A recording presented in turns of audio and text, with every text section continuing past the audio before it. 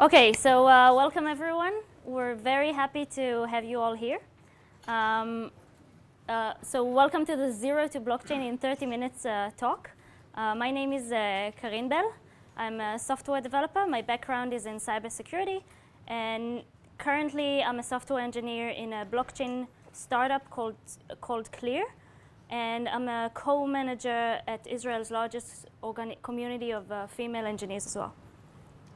Hello, I'm Jonathan. I'm also a software developer, and I've been one for most of my life.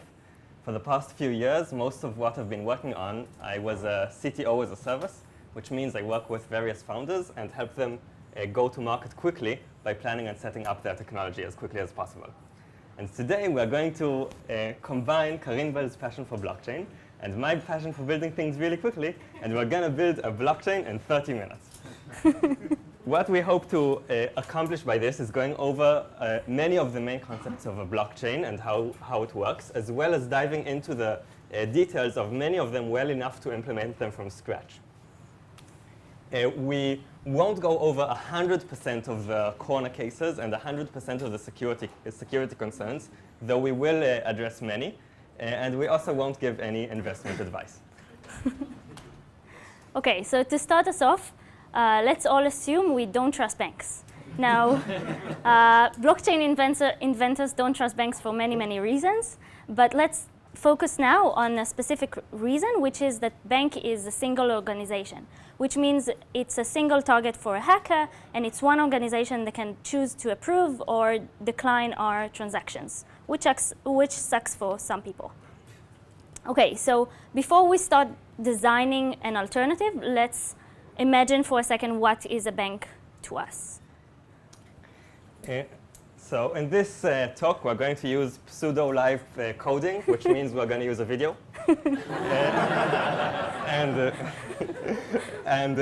To start off, this is the interface of a bank. I hope you can read this. Can you see the code on the screen? Can you turn down the light a little bit? OK.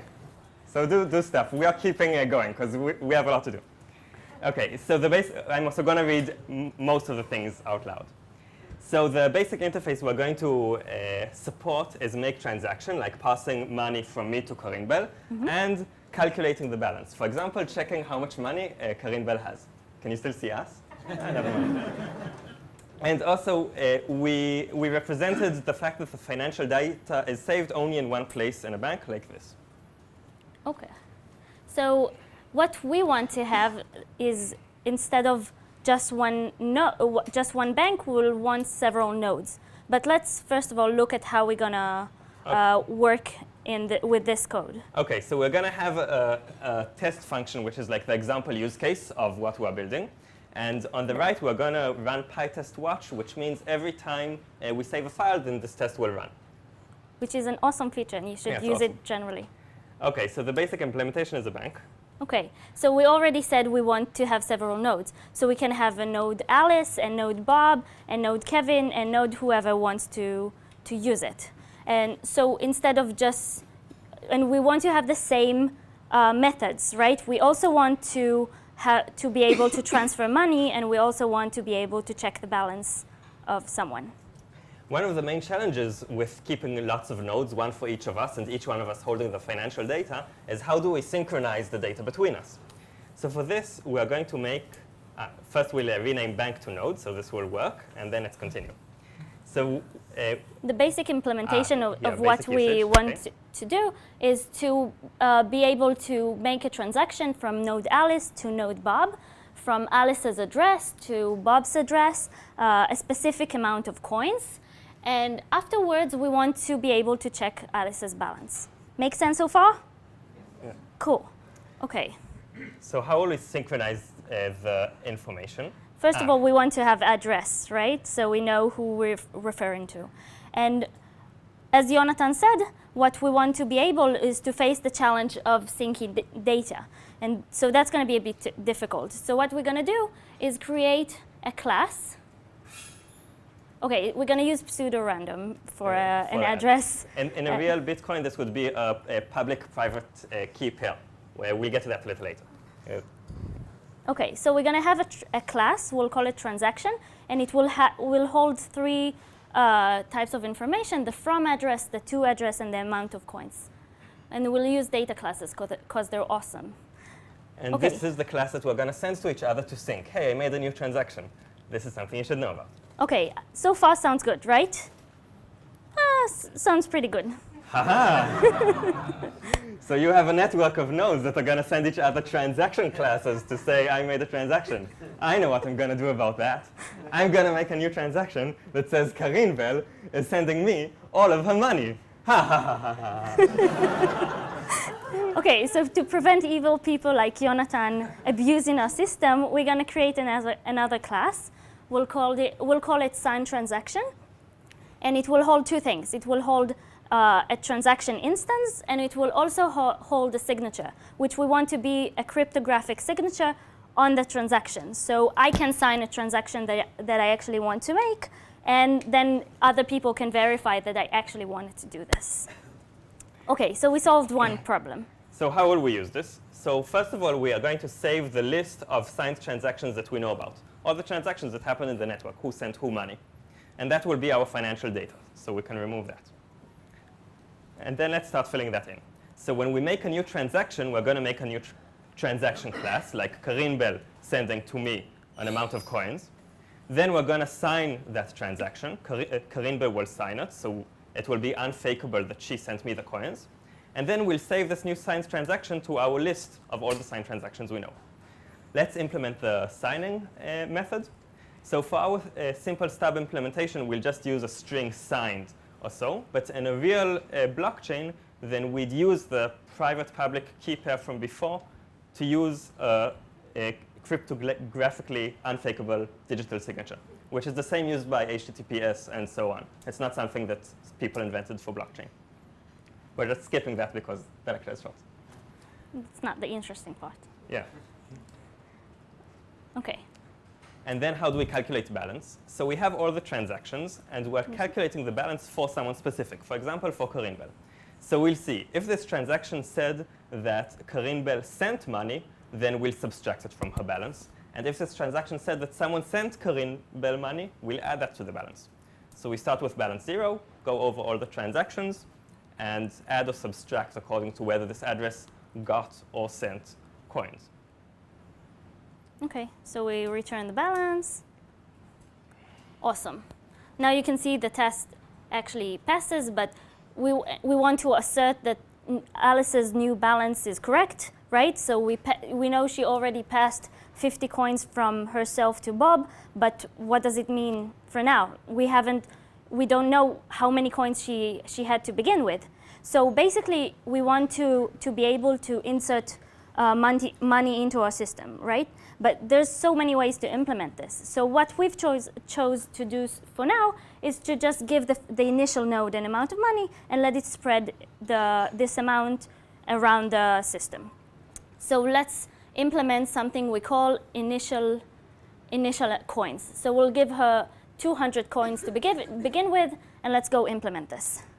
So basically what we do, we go to init, and then we implement an initial amount of coins, and then we say, well, if we receive this initial amount of coins, then let's create a fake transaction, not really fake, but let's say it's from none, from no one, just from the network, and we'll give it to Alice, and we'll give this amount of coins, and we'll sign the transaction and insert it into a list of signed transactions. And of course, we want to allow only the initial signed transaction to be from none. So in real life, we'll make sure only the first node can do this. Okay, cool. So now Alice has 200 coins, and she transferred 50 coins. So now she's supposed to have 150 coins, which the test passes. And we can also check Bob's balance and see it fails because he doesn't have 150, he has only 50. Yay, we have a basic implementation. Yay, live coding. Well, let's take it. Awesome. Okay, so you have a network that sends around signed transactions, which I cannot fake. But I still know what I'm going to do about this. I have 1,000 coins. I'm going to find two people in the network, like Karin Bell and Kevin.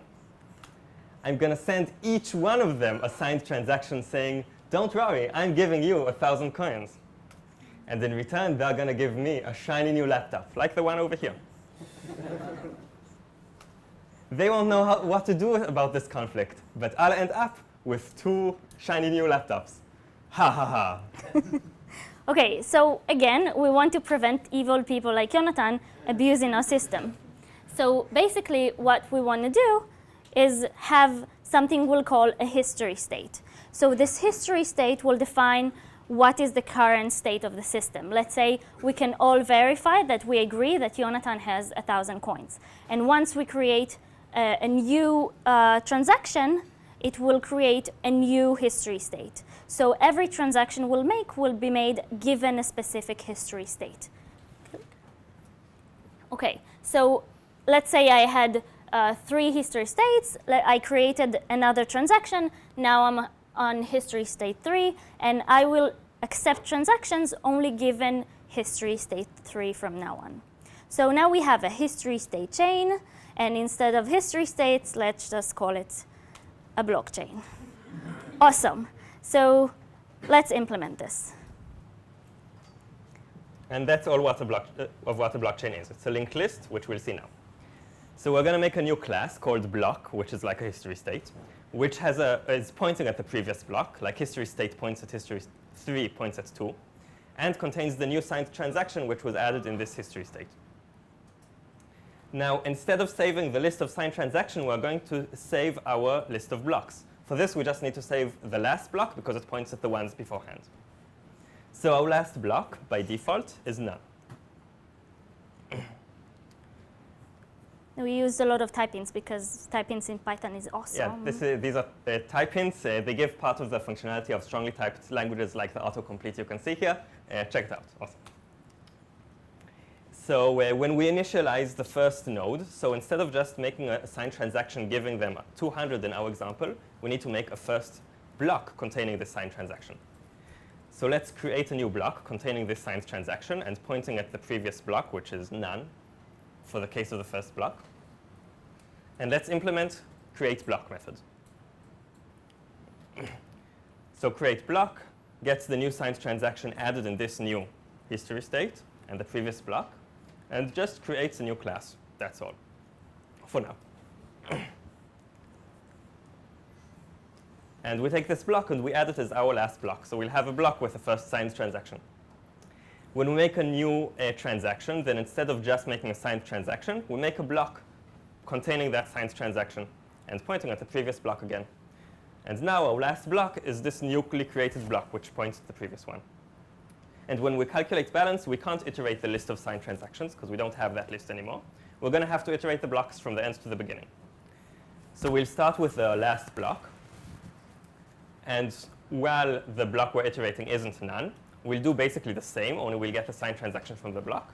And then we'll go to the previous block, like a linked list. And notice that we have the same test from before still working. But now instead of saving a list of signed transactions, we're saving a list of blocks. Awesome. So one of the other things we've mentioned before is that not only we want to have this structure of blocks, we also want to be able to sync everybody. So let's add to our test an assertion that also Bob knows this amount, knows this balance. So and we'll create for him a function. We'll call it pull blockchain from other nodes, and we'll make sure that afterwards he will know the balance. So we'll create a stub function. But also, one of the problems that we haven't solved yet is that Bob doesn't know other blockchains. We just created a node called Bob. So let's help him to get to know other nodes. So we can implement this in many, many ways. But for now, let's say Bob will receive a list of existing nodes. And this will be the nodes he knows about. OK, so Bob gets a list that only contains node Alice. For now. So let's implement this. OK, so we're going to the init function, and we're giving it other nodes. And in the case where in any case, we want other nodes to contain a list. And if the node was initialized with a list of nodes, we'll say this list of nodes will be the list we've received at the initialization. So now Bob is able to get to know the other nodes, and we can start implementing the pull blockchain from other nodes. So we want to go over all the nodes, and then we have the blockchain that Bob holds, and we have the other nodes blockchain. Which one do we want to use? So let's discuss this for a minute. OK, so the basic thing we want to do is to go to all the other nodes and ask them, what is the entire history you know about? And the easy case is where we all agree, right? If we all agree on the same history, then everything is easy and nothing needs to be done. But let's say I know blockchain A. And I say, I know blockchain B. So we can fight about it, or we can discuss it. Let's talk, honey. OK, so so the first scenario is that I have a blockchain, which is obviously a continuation of Jonathan's blockchain. So in this case, the obvious solution is to take the longer chain. How could this happen? Well, this could happen because Jonathan is being slow. I'm a little slow. So in this case, we just want to take the longest chain. It makes sense. Jonathan will be updated on all the blocks that he hasn't known up until now. OK, so here's scenario number 2. Jonathan has a blockchain, and my blockchain is not a continuation of his. How could this happen? Well, Jonathan can still be slow, but Jonathan or anyone else can be malicious. How can this happen? Ha ha ha. OK, so you are saving a list of history states, and you are going to make sure that we're on a specific history state before you agree to make a new transaction, and the transaction will only be based on that history state. But I know what I'll do. I'll create the real blockchain is this yellow one below, but I'll make this blockchain above.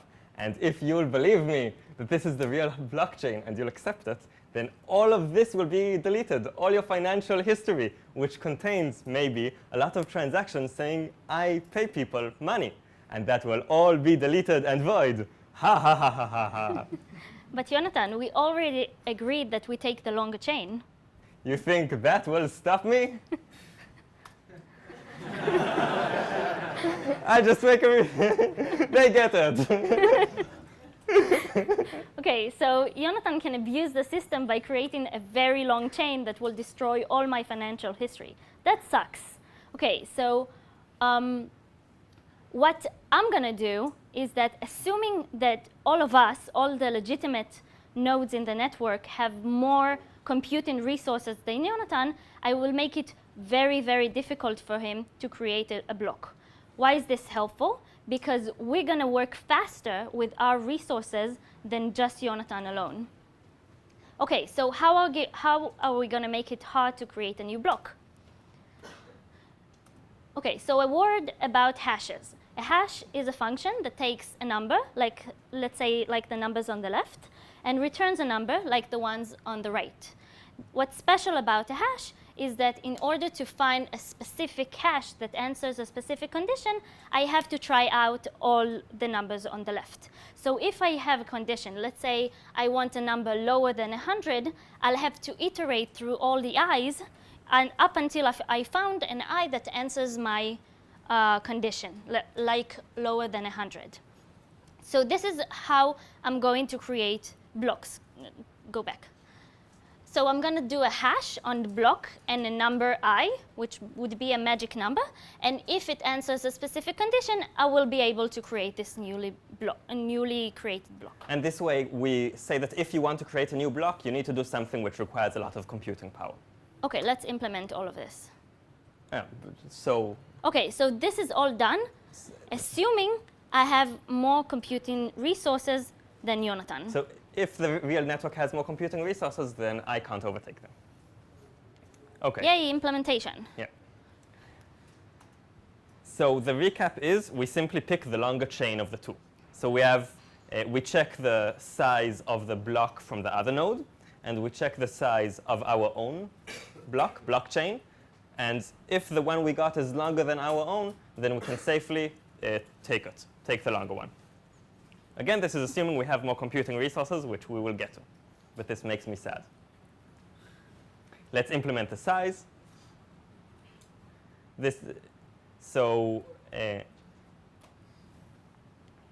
The size of a block or a blockchain. This can also be done in recursion, but as a simple code, we start a no block. And every time we go back one block, and we add 1 to the size. OK.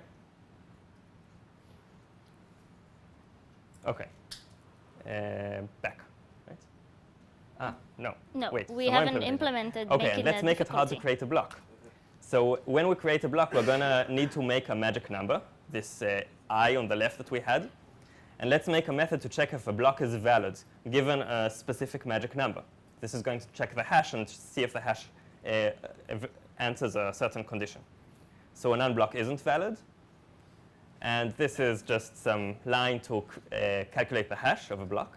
Oh, my God.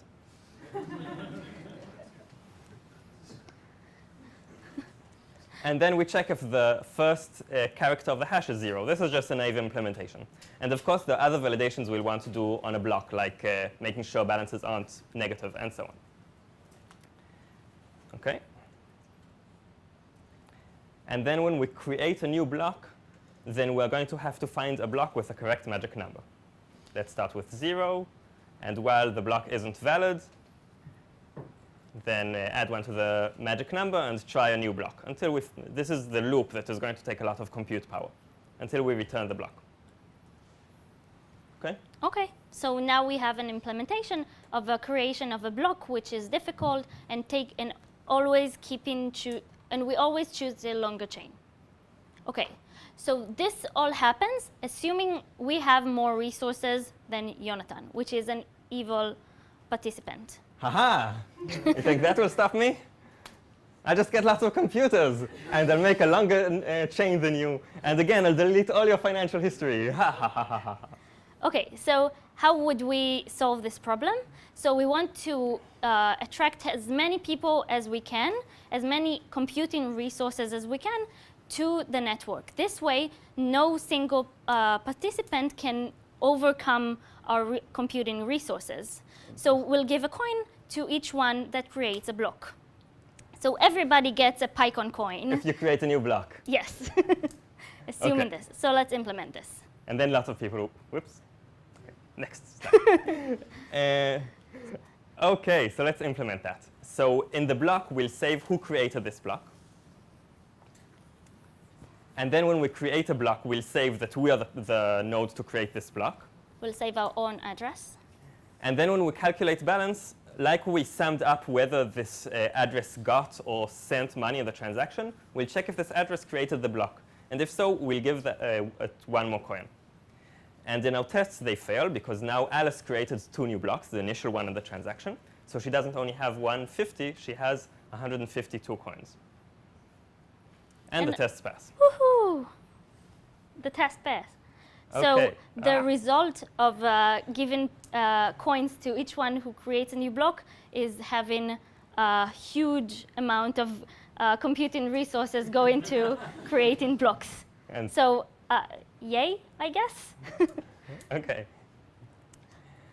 OK, things we left out.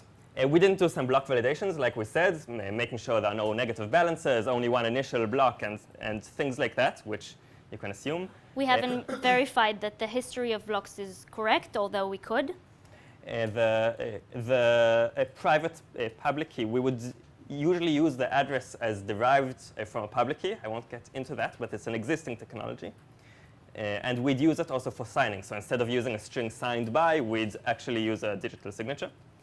And we could also implement something to let the nodes communicate not only as Python classes, but through the internet. A few reading recommendations. A lot of what we already said is in Bitcoin's white paper, which is a pretty awesome reading resource, so I highly recommend it. And if you enjoyed that, I recommend you also reading about Ethereum's white paper, which is a totally different blockchain that uses different methods, but is simple enough to understand from the white paper and is pretty cool. So these are our recommendations. And we hope that you understood much better how a blockchain works and maybe even saw some new Python features. Thank you.